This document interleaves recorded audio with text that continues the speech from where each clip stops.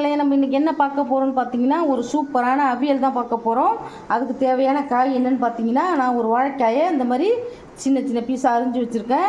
இது பாருங்கள், காலிஃப்ளவரை இந்த மாதிரி அரிஞ்சு வெதப்பான வெந்நீரில் மஞ்சத்தூள் போட்டு எடுத்து வச்சுருக்கிறேன். இதோ ஒரு உருளைக்கிழங்கு இந்த மாதிரி கட் பண்ணி வச்சுருக்கேன். ஒரு 5-6 கொத்தரங்காயை இந்த மாதிரி கட் பண்ணி வச்சுருக்கேன். ஒரு 2 கத்திரிக்காயை இந்த மாதிரி கட் பண்ணி வச்சுருக்கேன். இவ்வளவு தான். இப்போது நான் தண்ணி சுட வச்சுருக்கேன் கடாயில்.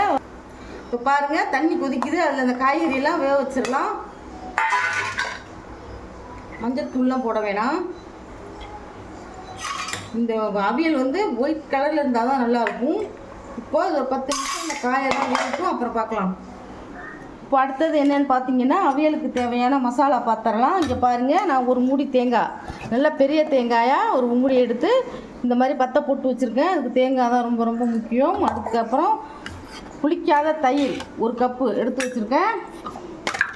உங்களுக்கு தேவையான பச்சை மிளகாய் போட்டுக்கோங்க. ரொம்ப காரமாக இருந்தாலும் நான் சாப்பிட மாட்டாங்க.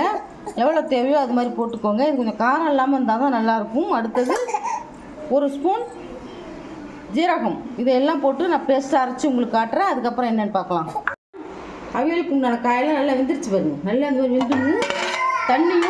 தண்ணியும் இந்த மாதிரி நல்லா வற்றி வந்துடணும். திட்டமாக தான் வைக்கணும். தண்ணி வேஸ்ட்டு பண்ணாதீங்க. ஏன்னா காய் வேகும்போது அதோட சத்தெல்லாம் தண்ணியில் தான் இருக்கும். அப்போ தான் டேஸ்டியாக இருக்கும்.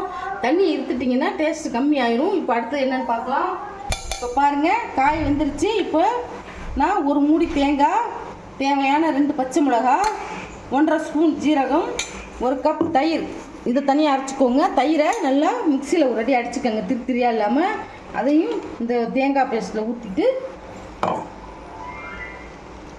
தேவையான தூள் போட்டுக்கலாம். உப்பு பார்த்து போட்டுக்கோங்க. உப்பு கரைச்சிட்டுனா சரி வராது, நல்லா இருக்காது. இப்போது இந்த பேஸ்ட்டை நல்லா கலக்கிக்கிங்க.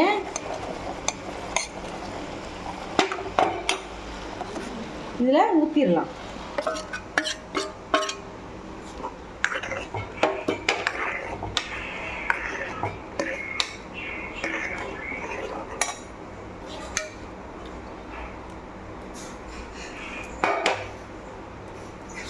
போட்டுக்கலாம். கருவேப்பிலையெல்லாம் கொஞ்சம் அதிகமாகவே சேர்த்துக்குங்க. கருவேப்பிலையெல்லாம் உடம்புக்கு ரொம்ப நல்லது. சரி, இப்போ இதில் போட்டு கலந்துட்டோம். உப்பு போட்டோம். எவ்வளோ ஒயிட்டாக இருக்கு பாருங்க. இந்த மாதிரி வெள்ளை கலராக இருந்தால் தான் அவியல்லாம் நல்லாயிருக்கும். கல்யாணத்துலலாம் பார்த்தீங்கன்னா அவியல் வைப்பாங்க. இதில் பட்டாணி போடலாம். பட்டாணி எங்கிட்ட தூண்டு போச்சு, நான் போடலை. இதில் பட்டாணி, பச்சை பட்டாணியும் போட்டுக்கலாம். காஞ்ச பட்டாணியை நைட்டு ஊற வச்சு காலையில் அவிச்சிட்டு இதில் போட்டால் அதுவும் நல்லாயிருக்கும். பட்டாணி புளிச்சத்தை போடக்கூடாது, நல்லாயிருக்கும். கொஞ்ச நாள் கொதிக்கட்டும். இப்போது ஒரு 5 நிமிஷம் கொதிக்கட்டும். அடுத்தது பார்க்கலாம்.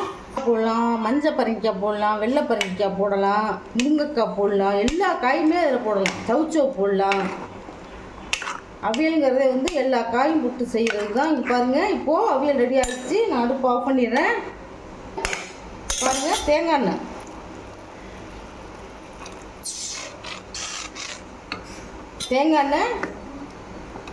நான் 1 டேபிள் ஸ்பூன் ஊற்றிருக்கிறேன். இதுக்கு தேங்காய் எண்ணெய் தான் டேஸ்ட்டு. நல்லெண்ணெய், கடலை எண்ணெய் ஊற்றக்கூடாது. தேங்காய் எண்ணெய் தான் ஊற்றணும்.